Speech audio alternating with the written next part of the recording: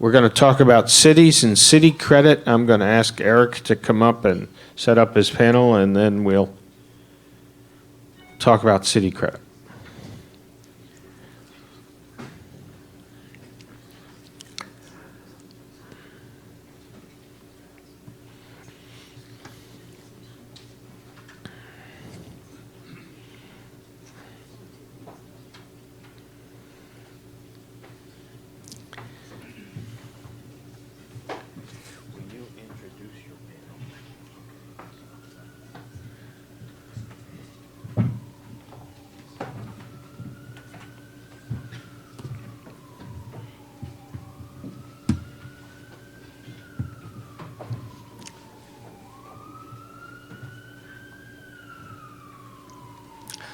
Hi, I'm Eric Platt, a correspondent with Financial Times. I was hoping to talk about Puerto Rico. Just to start, when I got this job about a month ago, the very first thing that happened, day one, Puerto Rico defaults on its PFC bonds. And I thought, well, this is such an interesting thing. I've been covering breaking news. The muni market isn't traditionally something you think of as an exciting and roaring beat. But what we found is it is. I've jumped on Chicago, and I found it's quite interesting over the past few months on kind of where the market is and where it's going. When I look at Chicago and the pension funding liabilities, I think we're going to see something interesting. And so I'd just like to introduce the panel. It's Natalie Cohen with Wells Fargo, Thomas Sitsoris with Strategis, and Matthew Reiner with S&P. Natalie, to go.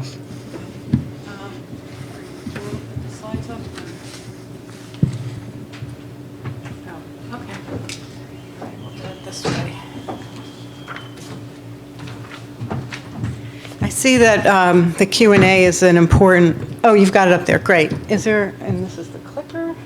Okay, so I will talk quickly because I want to leave time at the end after we each talk. There's a lot of questions in the audience. So I started at Wells Fargo and in the research department about 5 years ago, and went to an event when we began, and I was intimidated by the numbers of corporate investment bankers on the corporate side. And I'm like, well, I'm a muni guy, and we've always been at sort of the bottom of the food chain, very stable, very uninteresting, and so on and so forth.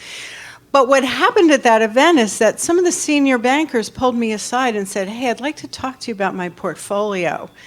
And all of a sudden I realized that I had some importance in the world. And so I'm actually, this is a little bit like what my kids had, which was what they call a spiral curriculum. So I'm going to touch on some of the same points, put a little bit of context, and I am going to bring it down to the city level in terms of some of this contextual information. So let's go to the first.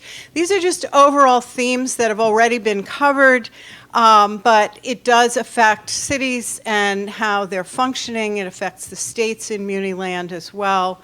Obviously, Federal Reserve rate hike, speculation, with the emphasis on the speculation, has affected our markets. I would also add to many of the slides that were shown in the first panel, the global aspect of our markets. We're in a global investment world, and so movement of money into the US Treasury markets at various critical points has had a knock-on effect to the muni market. We track each month when the Treasury information comes out, the tick data, you can separate out the muni inflows. So we look at inflows from global investors, and when munis are cheap, or even when they're not so cheap, they've become attractive to global investors, whether it's sovereign funds or large pension funds from around the world, to the point where the tax code doesn't really bother them so much, whether the cheapness is there. We've published, I didn't want to put up a lot of my slides on this because I knew the first panel was doing it, but we've published a fair amount of research on that point. I am going to talk about pension funds, and I'm going to bring it down to the city level. I keep talking about pension funds. We can't get away from it. The public pension area is in places, not everywhere, not across the board, and here's where you can miss some investment opportunities. It's not across the board, but in some pockets, and they were mentioned in the earlier panel, the Illinois, the Chicagos, Pennsylvania, Kentucky, New Jersey, and so on, are significantly underfunded. That's going to continue to be a headline story, but more to the point, a real fiscal issue for those places. But the rest of the market's actually not so bad off. Okay, just a few questions I'm always asked. Why aren't issuers doing more infrastructure? We hear about falling infrastructure, decaying infrastructure around the country. A couple of points on that. We have low interest rates, the needs are there, and the buyers are there looking for the bonds, but the issuers don't want to raise taxes. They've taken, many of the governors and the state legislators have taken the no tax hike pledge, and they will not budge off of that, although again, that's nuanced. The high unfunded pension and OPEB is squeezing budgets. It is crowding out some of the infrastructure spending. And then, of course, we have on the healthcare reform side, Medicaid costs is a significant driver at the state level in terms of costs. It has surpassed funding for schools, which used to be the dominant funding. Again, here's the spiral curriculum. This is my version of some of the charts that you just saw in the first panel. This is a 35-year view of the ski slope, as I like to call it, of the 10-year and the 30-year. For those of you that can't read this small print, and I don't blame you, I have trouble with it myself. The red is the 30-year, the black is the 10-year. The blue is just a different scale, of course. It's the Dow Jones Industrial Average, and a couple of high points pointed out earlier. And then on top of that, just for fun, I laid on the Fed target rate, and you can see some of the. Let's see if this is going to work. Okay, you can see the points that were talked about the rapid hike here. Oops, running out of batteries. And then the slower but steady hike in the 04 to 06 period. Orange County, which made a wrong way bet, again, happened right in this rapid hike period on the Federal Reserve. And then what I also layered on here is the typical target return of most pensions is in that 7.5% range. It still is. But the hat switch really happened in 2000. Most pensions were fully funded at that point in history. And that, to my mind, every time I see a chart to John Mousseau's chart on the labor market in terms of participation, the year 2000 was a huge turning point for many, many factors in our financial markets. And so around that time period, it became impossible to get to that target rate with low risk treasuries and bond market.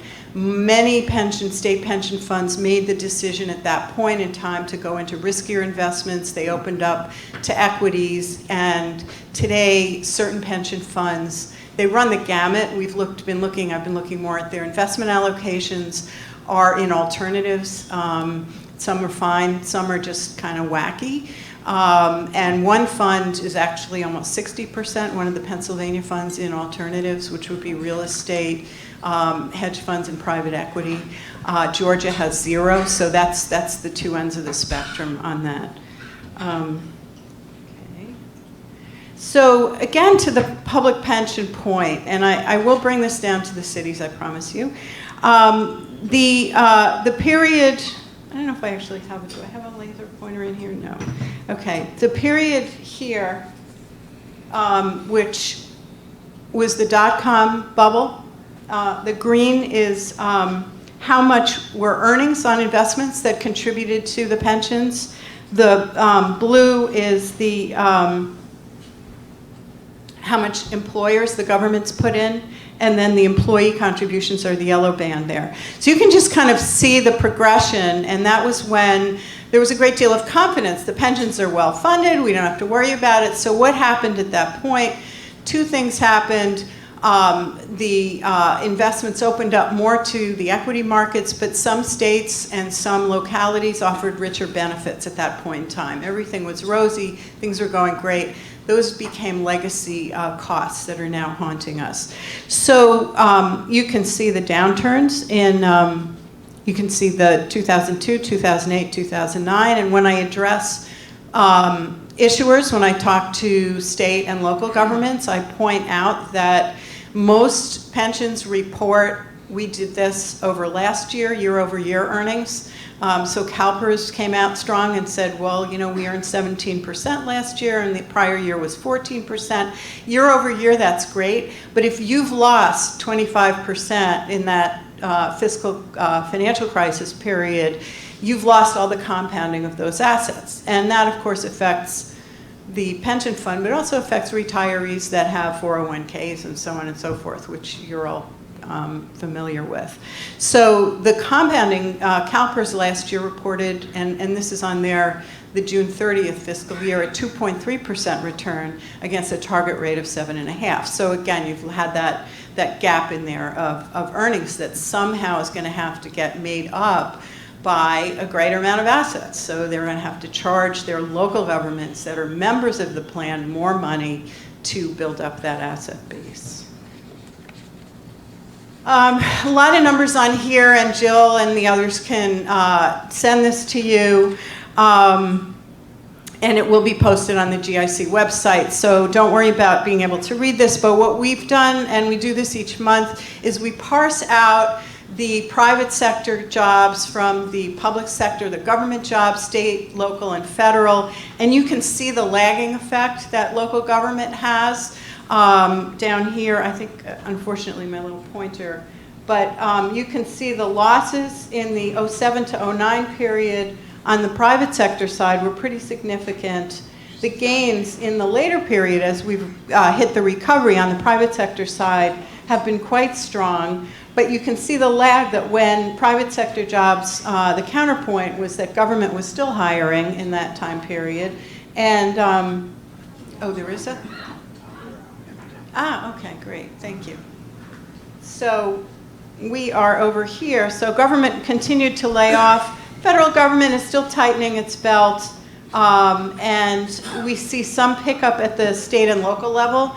The local level is largely school districts, and teachers are being hired back since the recession. We've seen some of that going on at the local level.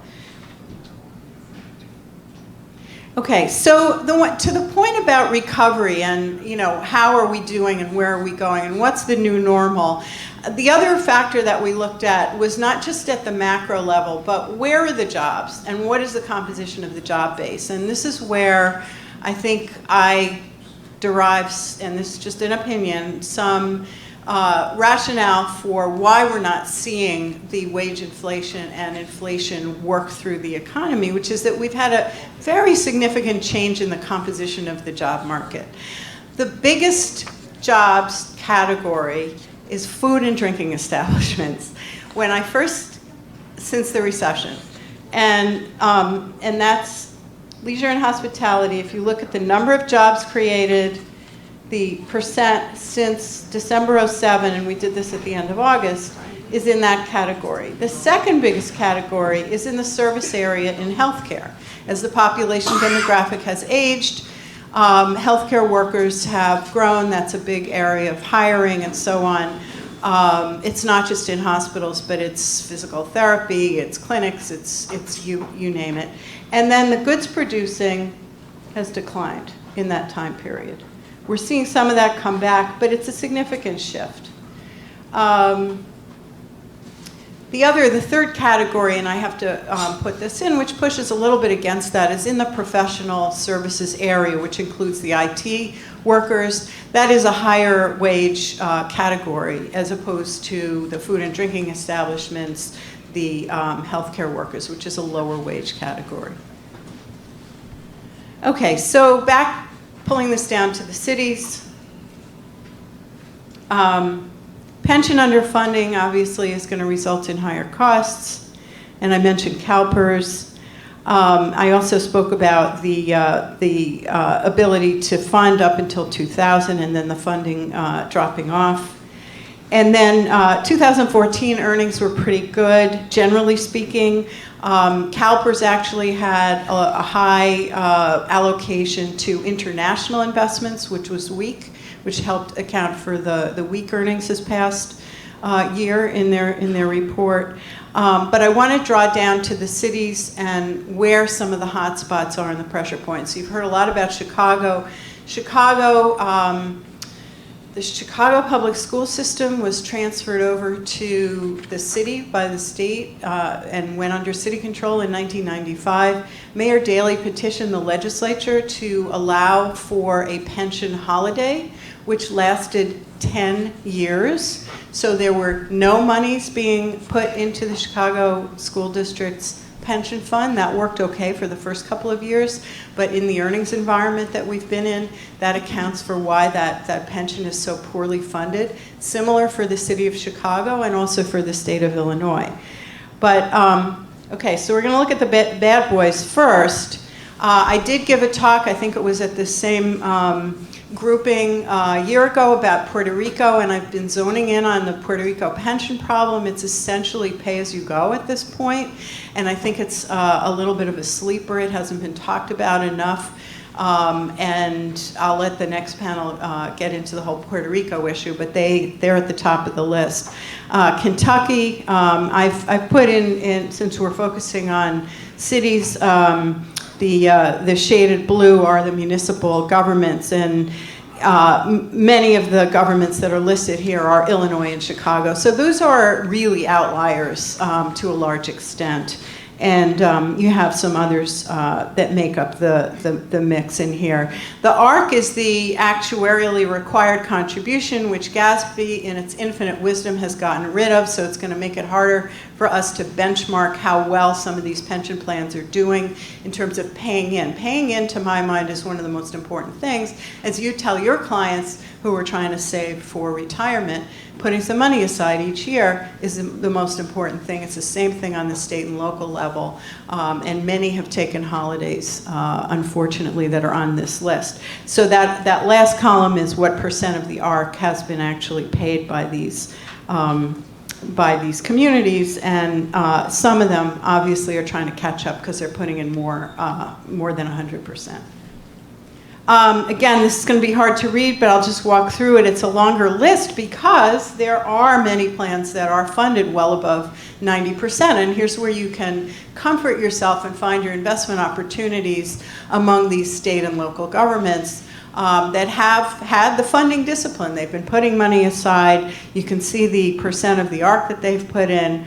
Some of them are at the local level. You've got DC, Milwaukee. The New York State is a mix of state and local, and then the Houston firefighter system. And then you have a lot of the state-based systems have local municipal members.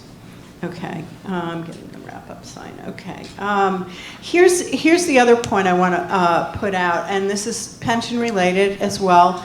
But in many of the states that have badly funded state funds, the local funds are okay. So that's true for Connecticut. It's true for Illinois.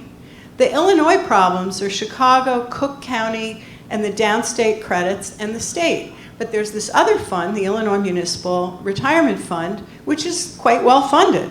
And there are 652 members, employers, which are municipalities in the state of Illinois. So you can find interesting investments as they come to market, of stable, decent communities that have well-funded pensions in the state of Illinois. Same is true for Connecticut. Same is true for New Jersey. New Jersey has had very, very good oversight of their local governments throughout the years. And they've made them, they look at their budgets every year, and they've made them put the money in. And so the local fund, although it is reported jointly with the state, you have to splice it out, is not bad. And the same is true for Pennsylvania. Actually have some pretty good funding in Pennsylvania. Pennsylvania has a lot of communities out there to invest in. I'll wrap up and I will yield to the next speaker. Tom, good job.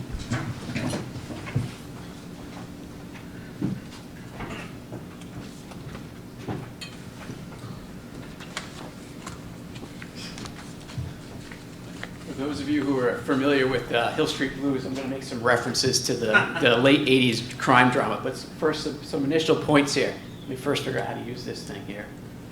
Do I?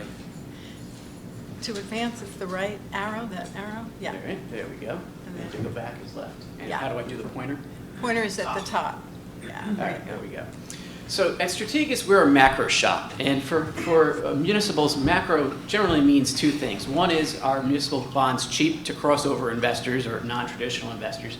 And two, what are the macro risks that might be emanating from the municipal markets? I think more so than Detroit, Puerto Rico really became that first credit that people around the globe started saying, what are the consequences of Puerto Rico? Well, 4 years ago, Puerto Rico really began to to pop up in news articles about, hey, we've got this humongous credit in the Caribbean here that poses a systemic risk to not only borrowers in the U.S., but even proposes a systemic risk to borrowers such as far away as Ontario or Quebec, who also have these huge debt loads in currencies they don't control. Puerto Rico, in many cases, is sort of like this kind of banana republic sovereign that doesn't control the predominant currency that its debt is in. In similar situation, you can make the argument that places like Ontario and Quebec fit into that same mold, much does Illinois or Connecticut. So Puerto Rico really became that first credit that people outside of the muni market said, hey, I gotta pay attention to the muni market. But about a year and a half ago, we stood in this room and we asked the question, but a lot has happened since then, and does Puerto Rico still matter? And we make the argument that yes, Puerto Rico does still matter, but not because that window of opportunity is still open for Puerto Rico to unleash a Lehman-like contagion. I think that window is closed, and I think that window closed with the taper tantrum in 2013.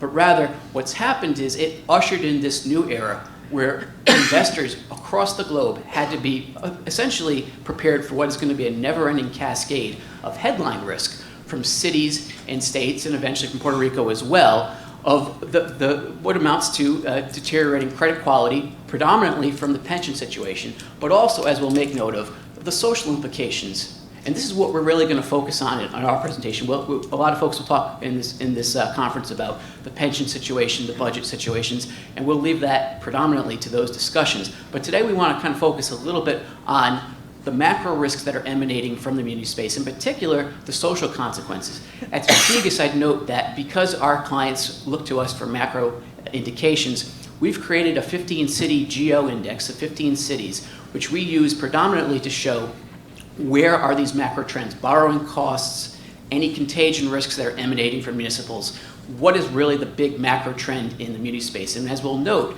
you put this up against a backdrop of city governments, which actually appear to be improving and should continue to improve throughout the remainder of this business cycle.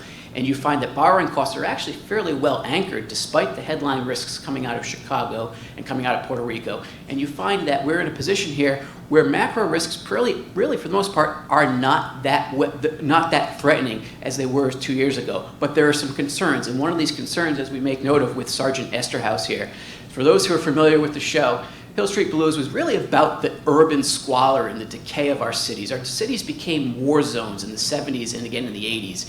Unfortunately, Detroit never got out of that. Most of our major cities found a way out. The real risk that we see coming to the U.S. city space isn't so much the pension obligation. As was mentioned earlier, cities will find a way around that. They'll be forced to deal with it. But how they deal with it and how timely they are in dealing with it, and whether other cities that are growing now make the same mistakes, will determine who survives and who lives and who survives. And survival, or lack thereof, may mean reverting back to the style of cities that we had in the 70s and 80s, where many places of our country were absolute war zones. Crime and debt and corruption in city government reached levels where people could not survive, let alone thrive, in their city centers. Ironically, Hill Street Blues, although they never said what the city was, it was predominantly filmed in Chicago, and Chicago is ground zero now for exactly this type of phenomenon. So we say city finances, the backdrop we have is city finances are improving, but beware the Hill Street syndrome. First, the good news. Muni government finances are improving despite the headlines otherwise. We continue to get headlines about budget deficits, but the reality is the big backdrop here is that revenues are rising. Revenues should continue to rise. In particular, if you think about what's driving property revenues, there's a bit of a lag, about a 2 to 3 year lag between property revenues and city government revenues. Given where home prices have come from and given the fact that we don't view a recession coming for the next 2 years at Strategas, at least the next 2 years, we should continue to have home price appreciation into 2016, which would suggest rising revenues at a clip, as we'll show, that should outpace rising expenditures. So that's the good news. And the second part of the good news is, as we noted, expenditures are rising very slowly. That is, expenditures outside of pension contributions. So expenditures are rising slower than revenues, and revenues should continue to rise into the next 2 to 3 years. And that puts us in a position where, on the whole, most city governments are saying that they're better positioned to meet their financial obligations now than they were the year before. In fact, at the last click of 2014, 80% of cities were saying we're better positioned to meet our financial obligations. Although it's perhaps unrealistic to expect this to continue to improve, there's no reason why we should expect to see a deterioration in this, given the trends we're likely to see in both property values as well as revenues that come from property values. But the bad news is that obviously pension contributions are going to crowd out other expenditures. The rate of pension payments is going to continue to grow, presumably, given the rate of return, is going to continue to grow at a pace that's more rapid than the return on those investments, which mean pension contributions are going to have to eventually crowd out other types of expenditures. So although we're not seeing that trend just yet with expenditures rising faster than revenues, eventually we will get to that point. And what does it mean? It means cities are going to have to find other ways to cut back expenditures.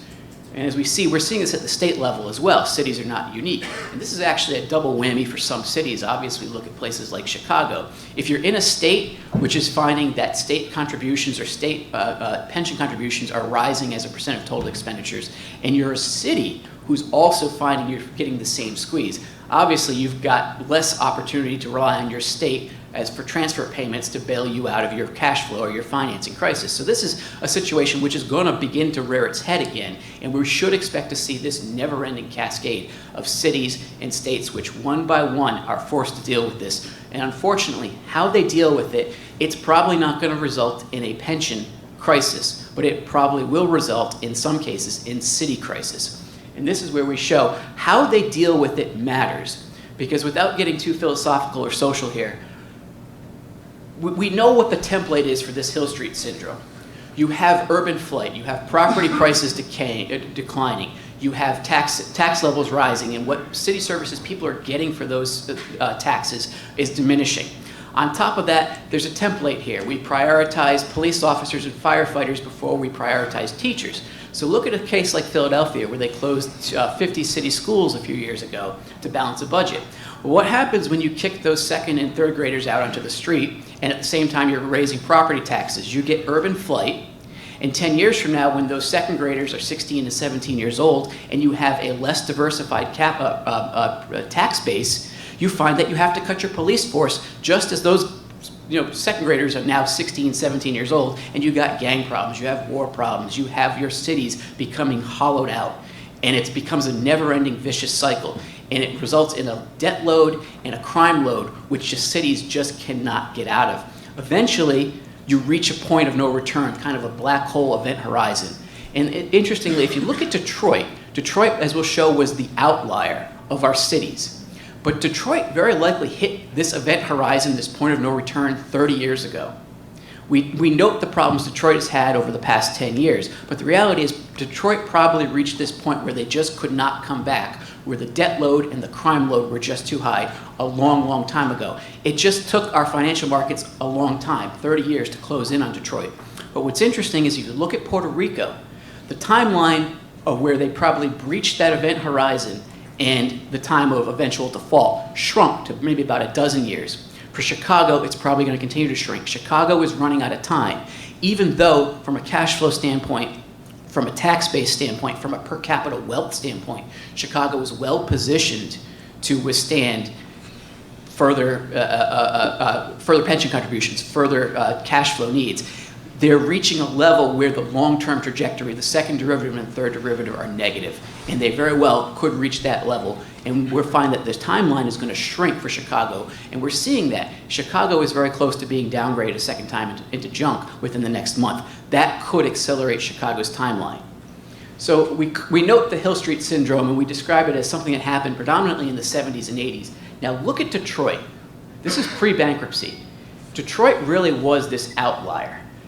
As we mentioned, there's this some point of no return when you combine debt loads with per capita debt. And you can use geo debt, you can use certainly other metrics that may better convey this. But you don't want to be in this upper right-hand quadrant. Now, obviously, cities like Washington, D.C. and Chicago, there's another axis, per capita income, which buys them more time, which Detroit didn't have. But 30, 40 years ago, Detroit had that time. And what we're saying is the timeline is shrinking. There comes a point where cities just can't get out of this, and crime will rise more rapidly than debt does, probably. And you're seeing that right now in Chicago, and people will doubt these Chicago crime statistics. People will say Chicago should actually be over here, and DC may be over here, because there's obviously reporting differences. But we're seeing this phenomenon. Other cities, Philadelphia, Memphis, these are cities that have had problems with crime in the past, and we have to worry about these guys again as we head into this next cycle. So perhaps more so than the pension problem and the pension concerns, we have to be worried that some of our cities are going to fall off the map, and it's not going to be a pretty sight. So at Strategas, we introduced this 15-city Muni macro index. Essentially what it is we took 15 cities, we took QSIPs, geo-QSIPs from 15 of these cities, excluding New York City, because New York City is kind of its own behemoth that needs its own category. And we've created an economic ranking, an overall ranking, I should say, based on 4 sub-metrics: economics, reserves, budgets, and debt loads. And we've created these econometric analysis in a credit score.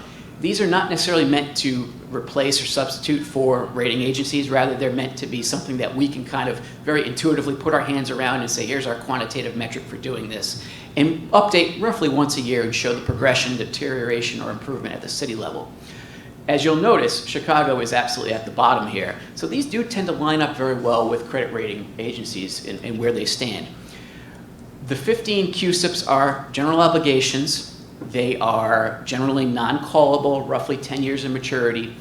The point about these 15 cities is even though their primary debt outstanding is roughly, I think, about 120 billion or so, which is only about, call it 2 to 3% of the muni debt outstanding, they make up, their metropolitan areas make up 1 in 4 US citizens. So if there's a trend emerging with consumer trends, industrial spending, business spending trends, borrowing cost trends in the muni space, these 15 cities, perhaps all of them, certainly some of them, are going to show that trend.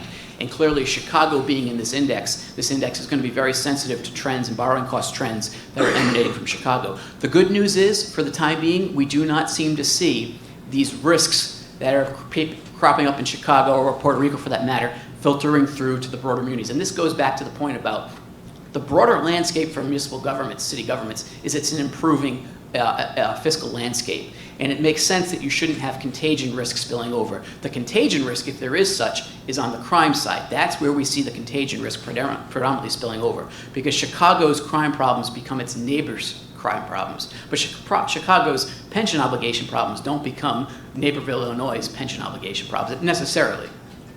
So here's our 15-city spread index. So there's 2 components, as I mentioned. There's a spread component and there's a econometric index. The spread component, I apologize, the Strategas index, our scale is a little too small, so it looks more volatile than it is. But what you can see is there is some sensitivity to Puerto Rico. So it tells us that contagion risk, although we think is essentially negligible at this point in time, the market is still pricing these 15 cities as well as other broader credits with some sort of sensitivity. That probably does create buying opportunities. We don't think it makes sense for Puerto Rico's problems to spill over into Charlotte, North Carolina. But there is some sensitivity, at least on a pricing service valuation side. Whether this filters through to actual trade prices is a different story. But nonetheless, there does appear to be some sensitivity. And Chicago will show even greater sensitivity. But for the time being, we can see that despite the stress in Puerto Rico, and if we showed the same chart with Chicago, we'd say the same thing, there really doesn't appear to be filtered through to these 15 cities, which is a good sign. So to summarize the key points here, and what really worries us is that headline risks will remain apparent for the broader muni space for years. Puerto Rico's restructuring is going to be sloppy, and it's going to create headline risk, which is presumably going to continue to filter through into some capital flight from the system. Likewise, a second downgrade of Chicago into junk territory is going to create some capital flight from the system. Lastly, state-specific financing and funding and pension concerns in New Jersey and Pennsylvania and Illinois and even Connecticut are going to be problems for the smaller cities from the cities that are in those states. And as well, it's going to create political chatter. So there's a populism risk here as well as to how do we pay for these? Do we put the burden on the rich? Do we put the burden on the bondholders? These are problems, these are questions we're going to have to address, and it certainly is going to come up both at the state and the federal level in the 2016 election. So these are why we worry about the macro risks emanating from the muni space. And the conclusions, though, is this is very important, though. The backdrop is city fiscal health is generally improving, and it should continue to improve throughout the remainder of this business cycle, and we don't see a recession coming in the next 2 years. So that's clearly a positive we have. But the headline risk from these large and still weakening credits is going to continue to be a drag on risk appetite for years. This is what we worry about. And this will keep the muni sector, in our opinion, relatively cheap to other fixed income spaces because there's going to be capital flight from the system. City and fiscal competence will be an almost zero-sum game, though.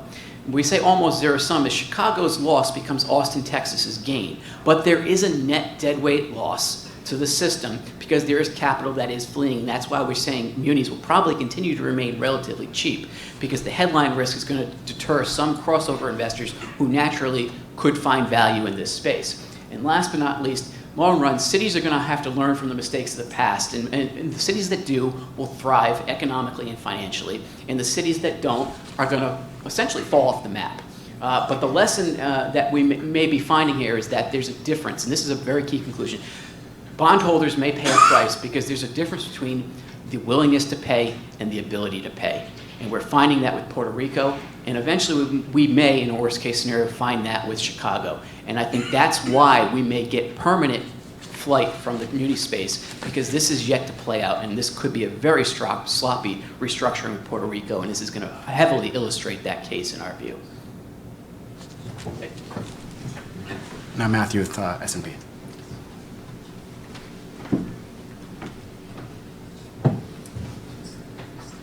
Thanks, everyone. Maybe just to briefly introduce myself, I'm in California and I manage our West Coast team, and I just recently moved here about 2 weeks ago. So the main difference is I'm going to drop the hockey jokes, and I might comment on the sweltering subway on the way here. And the hockey is related to distressed credit. I'll get there in a minute. I don't play, by the way. So real quickly, I don't have any slides. I could say that's because I want to connect with the audience, but it's also maybe a lot of air flights recently. I'm going to talk about something a little bit differently, but I'm going to bring it back to cities. I'm going to talk about incentives to pay and how some of the recent bankruptcies, say in the last 5 years, and distress during that period can inform the situations we have now. So picture this. You become the manager of the West team about 5 years ago. Meredith Whitney, City of California's rating, Vallejo, Stockton, San Bernardino. Now I feel bad for my colleague that runs the Chicago office. She has the state of Illinois' rating, Chicago, Detroit, so on and so forth. But a lot of what I'm going to talk about, I think, can help inform those situations. So first off, as a general viewpoint, we do think that there's going to be continued pockets of stress, but we see it credit-wise as an extremely strong sector. And why prioritizing payments during stress and while in bankruptcy may not be precedent setting in our view, we do believe it informs the analysis. And we will continue to speak in our analysis on the set of incentives that some of these new laws and efforts have made on payment, albeit in some cases going at cross purposes. So the three areas that I wanted to focus on are legal structures, comparables, and then some examples of revenue pledges. I'm going to look backwards a little bit, then I'm going to look forwards. So real quickly, in terms of legal structures, just real quickly at S&P, we focus on a full and timely payment of bonds. So you get all your money when you're supposed to get it. Now we understand that some of these efforts, including efforts at statutory liens, speak to eventual recovery of payments, or you'll get your full money at some point in the future, but just to be clear, we're focused on full and timely payment. And our analysis is not focused on what the judge would decide. We think about what the judge would decide, and I'm not going to say that that isn't something we spend a lot of time doing, but a lot of it's also focused on the incentives for the party involved when they're in that situation, and the incentives in distress and bankruptcy in terms of making payments. So that's sort of a quick overview on the legal structure. Let's talk about the last 5 years and some of the credits that are in distress and some of the ones that are in bankruptcy. We try to go credit by credit, and cities and localities are making different choices. In terms of legal structures, for example, speaking as a Californian, appropriation was a big deal. So let's talk about appropriation. Within appropriation, you had credits that were generally in distress, and then we're making decisions to pay Peter versus Paul. I think the classic example of that would be Stockton, although something like Vallejo or San Bernardino is another situation there. And then you have situations where either for political reasons or because a singular project goes wrong, you're making decisions to not pay or appropriate. And so we have everything from a sucralose factory in Moberly, Illinois, a suburban hotel that wasn't doing well in Lombard, Illinois, Vadnais Heights, Minnesota, hockey rink. There's other non sequiturs that are unrelated in there. Let's talk a little bit about legal settlements. We have things like Mammoth Lakes, California. That was a big developer legal settlement. You have changes in state laws that affect payments. That's what's happened in Wenatchee. So there's a lot of different things, as well as fundamental economic problems. And I'm following a bunch of economists, so I'm not going to repeat a lot on that, but fundamental economic problems over decades, say like a Detroit. And all of those different types of examples inform our opinions on distress and bankruptcy. So moving on to examples of revenue pledges, what do we have out there? So we have GO bonds with, in some cases they mention a full faith and credit, in some cases they don't, in some cases a property tax is pledged, in some cases it's not. We have all the different flavors of appropriation, we have revenue-backed debt, and then we have, most recently, all these pledges that have come in bringing in statutory liens, bringing in prioritization over payment of pensions, and those are things that I think a lot of people at the state level have thought as some sort of panacea, but the reality is that bankruptcy is messy. Precedents are being made today. There's a rather thin history in that area, and that the decisions that policymakers are making are really informed by different incentives going into that. So let's talk about, before I get into the more forward-looking piece, I want to talk about just the generalized willingness to pay. While there are incentives while people are doing things, in some situations, a government decides to basically throw in the towel, that they're not going to do it. And that's always going to be an overlying feature. I don't want to get into that too much, but in some instances, we believe that's the case. So let's talk about the forward-looking legal structure. We believe some of these items, like a statutory lien, have not been fully tested in court. I just want to recount a story of the CSMA, that's the California Municipal Analysts, had a panel about a year ago, and they invited all the big bond councils, and they all got up there to say why they thought a dedicated, unlimited, voter-approved property tax in California was so great, and how, and as you probably know, none of the ones in California that were in bankruptcy had this GO in bankruptcy. But anyways, you had 3 senior bond councils, and each of the three agreed they were so great, but each of the 3 agreed for different reasons. So I thought that was very telling at the time. Now, subsequent to that, there's been SB 222, which is the statutory lien legislation. But the bottom line is we believe this isn't tested. However, we do believe it's informing decisions going into that period, even approaching it in bankruptcy. So the statutory lien, we believe, is an incentive to pay. Some of what we saw in Detroit, in California, and in Central Falls, I'll speak to this. For example, in Detroit's situation, they had certain revenues that were intercepted by the state going into it.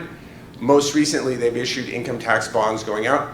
Do we think that these are absolutely airtight? No. Do we think that there's a lot of security features that would create incentives if you don't physically have the money, if the money is being distributed by the state, so on and so forth? So real quickly, let's talk a little bit about pledges that have 2 revenue bonds. We have a piece of criteria out there that speaks to multiple revenue streams. In the case of multiple revenue streams, a lot of times what they did was people did either a geo appropriation, then they slapped on something else. Could be a parking garage, golf course, could be an extra revenue stream, could be a state shared intercept. And generally when they're going out the door, we believe that general creditworthiness, as most municipal issuers of strong creditworthiness, is going to support it. But in some of these situations where these additional pledges, as you approach bankruptcy and a distress situation, that's informing some of the decisions that people are making. So on the appropriation sector, just to speak to Stockton for a second, they were literally making choices between a parking garage, a golf course, or the police headquarters and associated fire departments. And the sort of choices that they made were pretty predictable, I think, in retrospect. They didn't let go police headquarters, and they did decide to let go of a parking garage, right? So that's some of the ideas there. So real quickly, wanted to talk about some of the current examples that have these enhancements. So let's talk about Atlantic City. Obviously, it's having quite a few problems. We have them at a B on credit watch, but they're a piece of their debt is being rated to the intercept from the state. We have that at an A-, and that's really reflecting the strength of that intercept. The fact that the state treasurer withholds the money going before.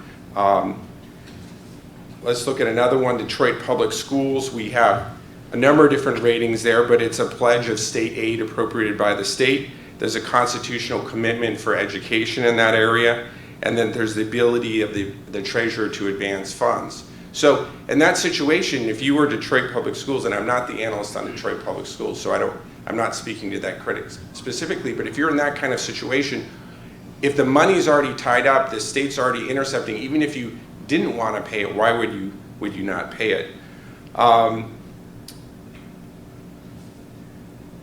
Yeah, I think that I'm going to end my remarks there, but I did want to speak for a minute on this is a question that we get related because there's a lot of economic analysis about proximity and ratings, and we don't tie one rating just because it's an overlapping entity. We don't tie it to the related entities, and that we evaluate those issuers independently. Having said that, if you have concerns that cross boundaries, such as shared cash management, the same management making having incentives to pay or not pay, then we would of course look across that entity.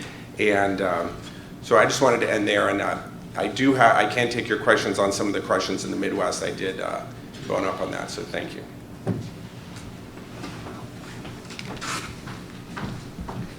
Great, so we're happy to take questions, but I just wanted to kick it off quickly. Morgan Stanley had an interesting note out a few weeks ago that they didn't expect a recession until 2020. They thought we'd continue to see about 2% economic growth. Do you think that's enough to sustain and lift some of these municipalities and kind of improve the picture in New Jersey and Connecticut looking forward?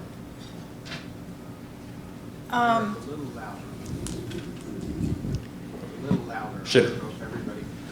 Yeah, so the question is, if middling economic growth, if the U.S. continues to muddle at about 2%, if that's enough to lift some of these states and the cities not on the brink of distress, but is it enough to lift them out of what we're seeing now?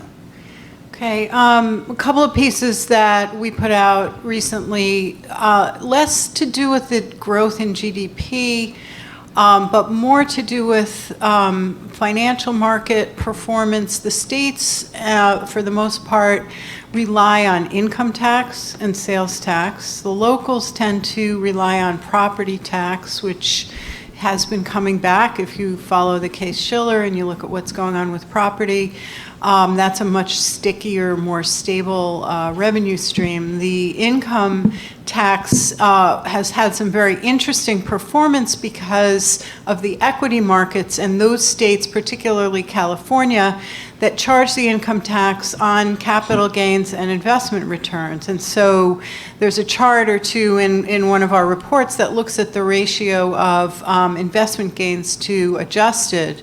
And if you go back to that point about where the labor market has changed, wage and income growth has been very slow and plodding, whereas financial markets revenues have been very volatile and strong the last couple of years. So the states with the income tax have done well. Going forward, it's likely to be a lot more modest. And, you know, that's the California issue. I think California wisened up when it had significant declines in investment income and capital gains income. Yeah, I'd note on the city side and this town side is that if you're forecasting a low nominal growth environment for 2 years, 3 years, 5 years, on the whole, that's probably slightly positive for the city governments and for property values. But I'd note that much of the economic boost and much of the growth that comes from the housing sector and home price appreciation tends to be pro-cyclical, and that is it happens in the second half of the business cycle. And it tends to pick up when nominal growth rises because the burden of home ownership is declining and interest rates lag behind that rising nominal growth trend. But if you're forecasting 2% real growth and we'll optimistically say the Fed meets its target of 2% inflation, then you're only talking about 4% nominal growth. You're not talking about levels that are going to broadly bring up property values across the country. But here's the catch, and this is an important point, just to our point about crime and debt loads and Chicago's misery becomes Austin, Texas's gain. You will see a divergence between the U.S. cities. We're not going to see one housing market probably for the rest of my life. I think we're going to continue to see for the next few cycles, certainly we're going to see cities and regions diverging from the rest of the country. So 2% real growth, I mean, it sounds like it should be a modest tailwind for city governments, but 2% might mean 6% in San Francisco and negative 3% in northern Maine. So how do you split that up evenly? I'm not so sure you can, and that probably means it's not enough growth to pick up all credits and lift all credits. Yeah, so I know Joe Mysak was up here before, but their firm did one of those story graphs about a week and a half ago that showed employment for local governments, and then I know Natalie had a slide on that too, but the graph I thought was really good, and it showed the employment levels were quite a bit down from the peak, and you know, growing your way out of it is one to do it, but I think a lot of it's going to be people are scared and city managers have PTSD from the recession, and they're keeping a tight lid on things. And I agree with what my colleague was saying about uneven growth. I mean, I can't believe that 2% figure applies to something like in Arizona. Just talking to them, they've got to be double or triple that growth in some of the cities I'm talking with. Meanwhile, in some of these places in the upper Midwest that aren't petroleum dependent, or maybe now the ones that are petroleum dependent. But I think it's going to be a lot of control on the spending that's going to depend how the cities do in the next couple of years. Do you expect the pension underfunding to improve, or do you think we're going to have to see some restructurings, at least in Chicago and in Atlantic City?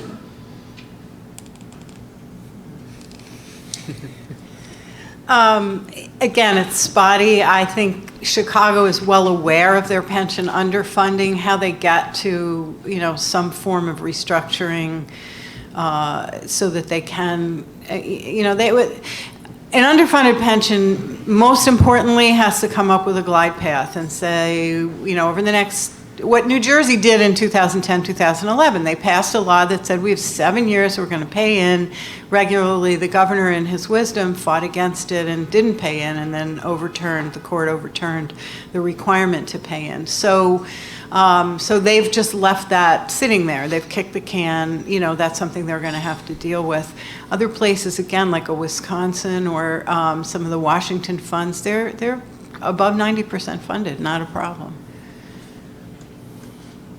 Any questions?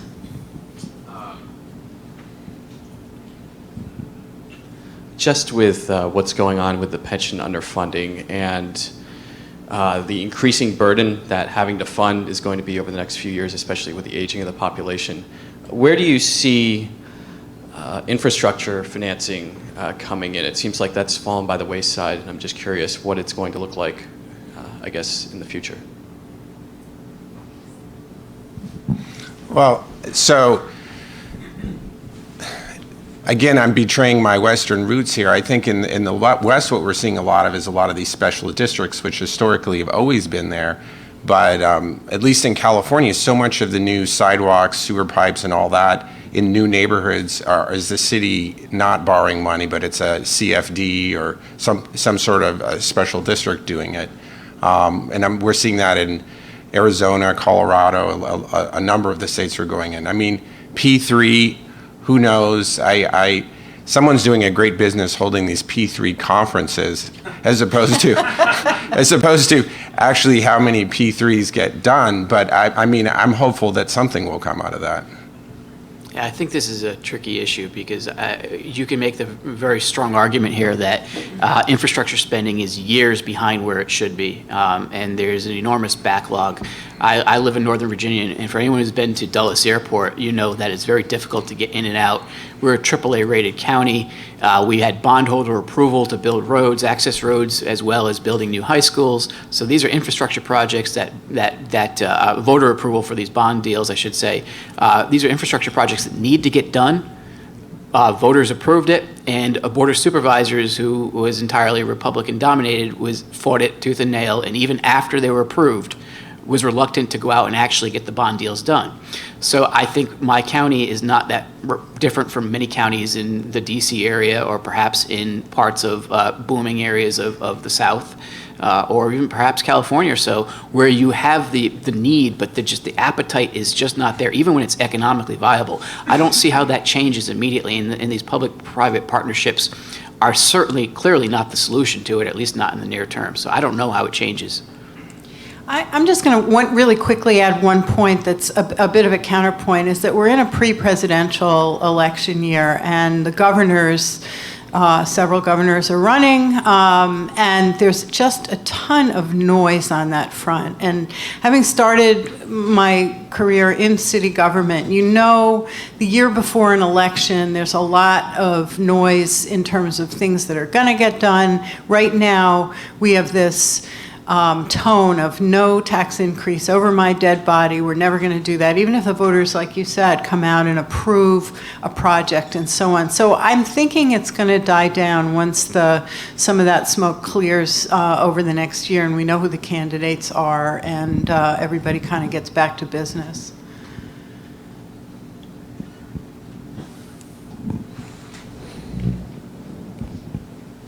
With the pension crisis, how has Standard & Poor's revised their credit analytics to assess that problem, particularly with the issue of ROAs are allowed to be the same number to discount the liabilities, and the basic understatement on both sides of the equation, the asset and the liabilities in the pension funds?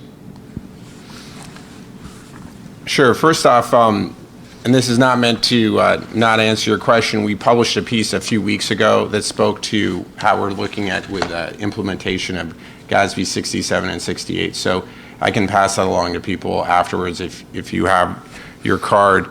You know, obviously, there are competing firms who have chose to rebase around specific numbers and recalculate. We haven't made that decision at S&P, or at least generally haven't made that decision. The view we've taken is that the focus on the near to medium term liability and the actual amount that you're paying. The analogy that I would use is that our focus is on what your mortgage payment is that you pay every month versus the fact that you owe $800,000 is more applicable to how you're running your budget in the next few years, that monthly payment. So I can go into some of the mechanics. Was that what you were looking for? Like when we rate a city literally, or just what I said generally? No, just the general analytic change in terms of your emphasis and how much of an input that is to the rating with regard to assessment with the appropriate accounting, not state-approved accounting, where the ROA and is the same number to discount the liabilities. Yeah, I mean Please repeat that. Oh. So the gentleman had asked big picture, and he had said in terms of with whether we, and I want to make sure I repeat it correctly, we rebase our analysis given the different forms of accounting. Did I miss something there? That's correct. Yeah, I mean, you know, I've spent a lot of time talking to actuaries, and you get like three actuaries. It's just like my lawyer routine earlier. You get three actuaries in a room, and you get three different answers.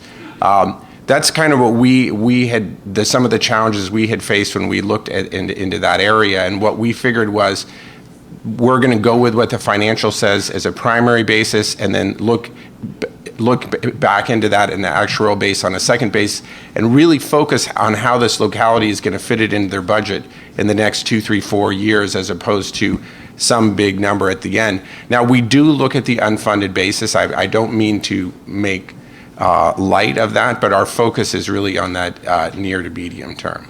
And if I get your card, I'll pass this piece along to you. Any last questions? Okay, thank you so much. Pass it on to the next panel.